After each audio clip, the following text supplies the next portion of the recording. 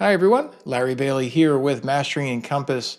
Thanks very much for joining. We are going through another week of what happened last week with regards to the weekly newsletter for market information. There is a ton of information to get through and a lot of exciting information that's going to be happening this week. But before we get there, always remember that you can go to masterencompass.com. This is both for admins as well as users. We all know that Encompass is used by a ton of companies, but let's be honest about it. Who's actually trained you on how to use it in the most efficient ways, best ways possible? That's what we do each and every day. Check out all the information at masteryencompass.com. Join the community. We'll see you there. Let's get into last week's review. This is going to review the information for the week of December 9th, 2024. Consumer and wholesale inflation moved higher in November, while the latest unemployment filings also surprised to the upside. Let's go through these stories now. We have the first story as annual consumer inflation inches upward. The next story is wholesale inflation hotter than forecasted. The next story is initial jobless claims spike higher. The next story is family hack of the week. We'll see what that's all about. And then last but not least, let's go to see what we're going to be looking at, what to expect for this week, the week of December 16th. Only 1 week to Christmas, depending on what holiday you celebrate. The reality is, hopefully, the stores are going to be discounting things even more. Speaking of that, we've got annual consumer inflation inching upward. That's our very first story. So we see the consumer price index graph that's brought on here. And the story is as follows. The latest consumer price index, that's a CPI, that showed that inflation rose 0.3% in November, with the annual reading coming in at 2.7%. While this was an uptick from the 2.6% year over year in September and 2.4% year over year in August, it was in line with what economists had forecasted. The core measure, which strips out the volatile food and energy prices, that increased 0.3% from October. And while the annual reading held steady at 3.3%, these figures also were met expectations. It's important to note that shelter costs remain the largest contributor to the core CPI, and they are still overstated due to a lagging effect. Inflation would be lower if more real-time shelter costs were better reflected in this reporting. Bottom line in this story, gang, is the latest inflation report. It comes to us ahead of the Fed's two-day meeting, Tuesday and Wednesday this week, where they will be deciding whether or not to cut benchmark Fed funds rate, which you remember is not tied to mortgage interest rates or even long-term lending rates. Fed funds rate is a very short-term rate. It literally means it's an interest rate that's only going to be good for overnight from banks borrowing money from the Federal Reserve, as well as to each other. So it is a building block of interest rates as that's important.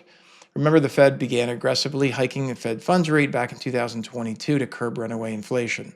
More recently, cooling consumer inflation and rising unemployment caused the Fed to start cutting the Fed funds rate by 50 basis points at their annual meeting in September of this year.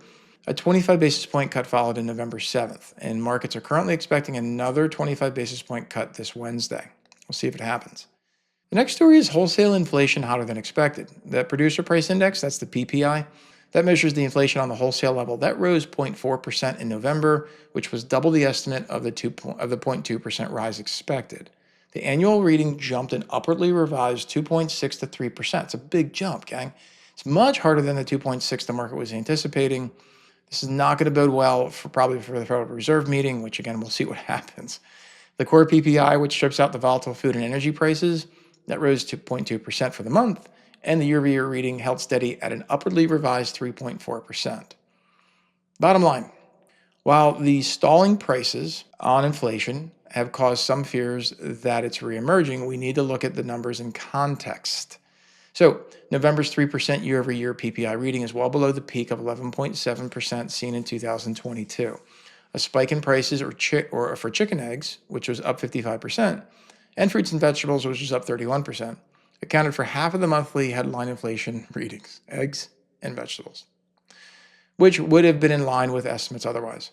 Still, the PPI data is important because some of the components are factored into another inflation measure called the personal consumption expenditures.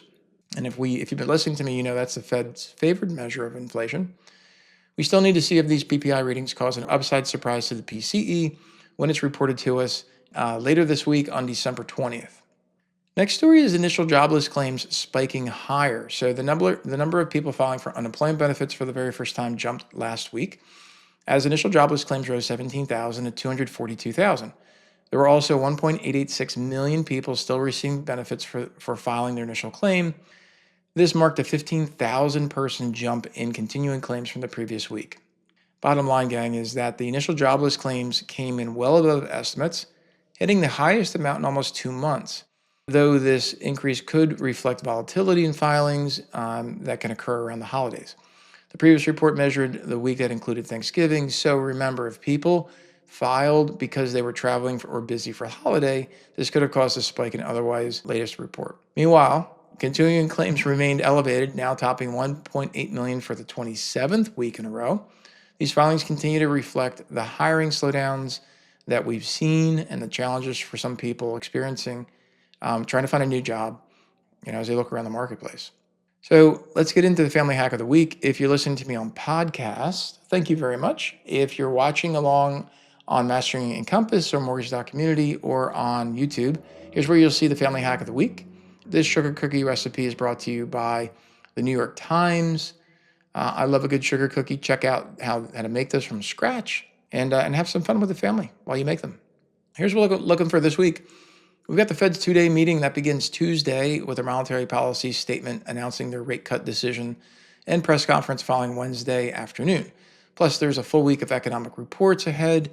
In housing news, we'll see this month's home builder confidence on Tuesday, November's housing starts and building permits Wednesday, and existing home sales Thursday. Also look for November's retail sales Tuesday and the latest jobless claims and third quarter GDP, respectively, on Thursday. And the Fed's favored measure of inflation, that's the personal consumption expenditures. We talked about that. That's coming out on the 20th, also known as Friday. My name's Larry Bailey. I'm telling you, if you're using Compass, and I know you probably do, check out what's going on at masteringencompass.com and always ask how we can help you do better in your workflow. We do a lot of reviews, a lot of technology reviews and settings reviews.